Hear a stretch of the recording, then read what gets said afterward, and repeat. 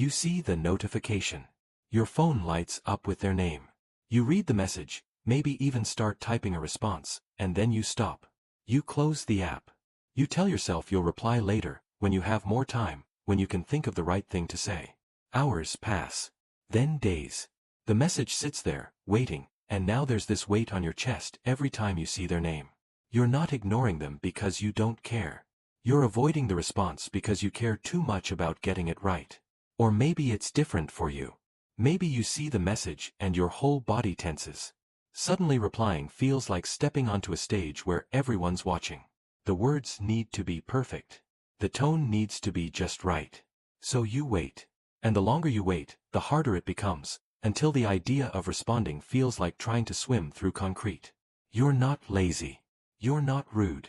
And you're definitely not the only person living with 17 unread messages and a stomach full of guilt. If this is you, I need you to understand something. You're not avoiding people.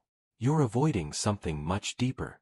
And once you see what's really happening beneath the surface, the shame you've been carrying might finally start to make sense. Let me explain what's actually going on in your mind when you can't bring yourself to reply. The first thing you need to know is that for you, messages aren't just messages. They're requests. They're expectations. They're little tests you're not sure you can pass. When someone sends you a text, your brain doesn't just process the words. It processes the invisible pressure that comes with them. The pressure to be interesting, to be available, to say the right thing in the right way at the right time. Most people see a message and think, what do I want to say? You see a message and think, what do they need me to say? What version of me are they expecting right now? And if you're not sure you can meet that expectation, you freeze. It's not indifference. It's performance anxiety for an audience of one. Here's what makes it even more complicated. You're not actually afraid of the conversation. You're afraid of the version of yourself that might show up in it. Maybe you're tired, and you know your words will come out flat. Maybe you're overwhelmed, and you're scared your response will sound dismissive. Maybe you're feeling low, and you don't want to bring that energy into someone else's space. So you wait until you feel like the right version of yourself, the one who's articulate and warm and fully present. But that version never quite arrives. And the message just sits there, gathering dust and guilt in equal measure. And there's something else happening that you might not have noticed. The longer you wait to respond, the more the message changes meaning in your mind. What started as a simple question becomes a judgment. What began as a friendly check-in becomes a test you're failing.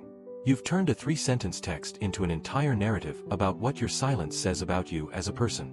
You're not avoiding their message anymore. You're avoiding the story you've written about what your delay means. You've convinced yourself they're upset, they're disappointed, they think you don't care. And now responding feels like apologizing for a crime you're not even sure you committed. If you're starting to see yourself in this, hit that like button. Because recognizing these patterns in yourself is the first step to understanding them. And if this video is giving you clarity you didn't have 5 minutes ago, subscribe so you can keep exploring why your mind works the way it does. People who avoid messages are often carrying something most people don't see. You've learned, somewhere along the way, that your presence has to be earned. That you need to show up perfectly or not at all. Maybe you grew up in an environment where your words were scrutinized, where saying the wrong thing had consequences. Maybe you've been misunderstood so many times that now you triple-check every sentence before you send it.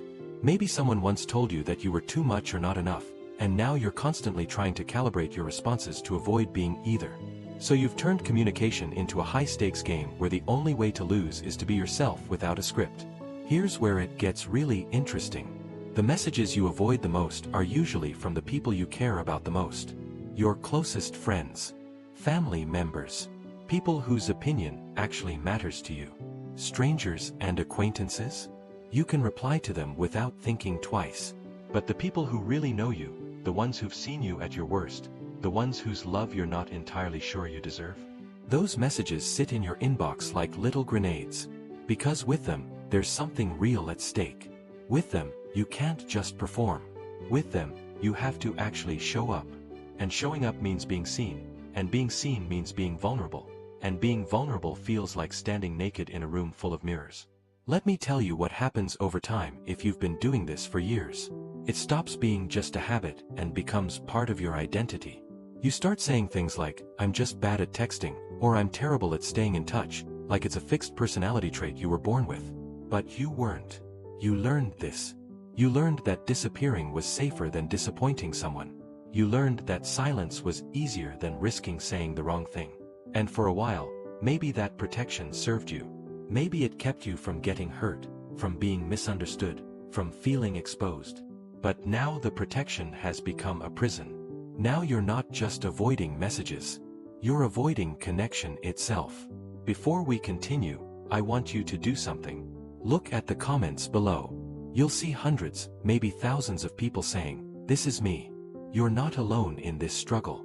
And if you're brave enough, leave a comment sharing your experience. It doesn't have to be long. Even just saying, "I do this too," helps someone else scrolling at 2 a.m. realize they're not broken either.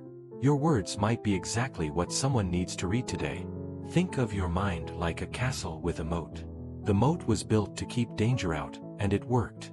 But now you're standing inside the castle walls, looking out at the people who care about you, and the moat is so wide you can't figure out how to cross it anymore. Every unread message is another brick in the wall, another foot of water in the moat. And the lonelier you feel, the harder it becomes to reach out, because now you'd have to explain the distance you created. So you stay inside, safe and isolated, convinced that this is just who you are. But here's what your avoidance is actually trying to tell you. It's not saying you don't care about people. It's saying you care so much that the possibility of getting it wrong feels unbearable. It's not saying you're a bad friend. It's saying you're holding yourself to standards that no human could consistently meet. And it's not saying you want to be alone. It's saying you're terrified that if people see you as you actually are, without the polish and the performance, they might not want to stay. You avoid messages because responding feels like showing your hand in a game where you're not sure of the rules. Because you've been taught that love is conditional, that acceptance has to be earned, that your value is measured by how well you meet other people's needs. So every message becomes a test, and every response becomes a performance, and eventually you're so exhausted from performing that you'd rather disappear than step back on stage. But here's the truth that sits underneath all of this. The people who really matter aren't waiting for your perfect response. They're just waiting for you. The messy version. The tired version. The version that doesn't have the right words but shows up anyway. Your worth was never in the eloquence of your replies or the speed of your response time. It was always in the fact that you exist, flawed and human and trying your best with what you have. So if you're someone who lives with the weight of unread messages and the guilt that comes with them, I want you to know this. You're not careless. You're not cruel. You're not a bad person. You're just someone who learned that being perfect was safer than being real. And maybe, just maybe, the messages will get easier to answer when you stop believing that your presence needs to be earned and start trusting that the people who love you aren't grading your replies. They're just hoping you'll let them in. You don't need to fix this. You just need to understand it. And maybe, with time, you'll realize that showing up imperfectly is still showing up. And that's always been enough. If this video helped you feel less alone, less broken, less like something's wrong with you, do me a favor. Share it with someone who gets it. Someone who has dozens of unread messages right now. Someone who thinks they're the only one struggling with this. Because the more we talk about these things, the less power shame has over us. Hit subscribe if you want more videos that help you understand the beautiful, complicated way your mind works. Leave a comment if you're ready to stop hiding. And remember, you're not too much. You're not enough. You're human. And that's more than enough.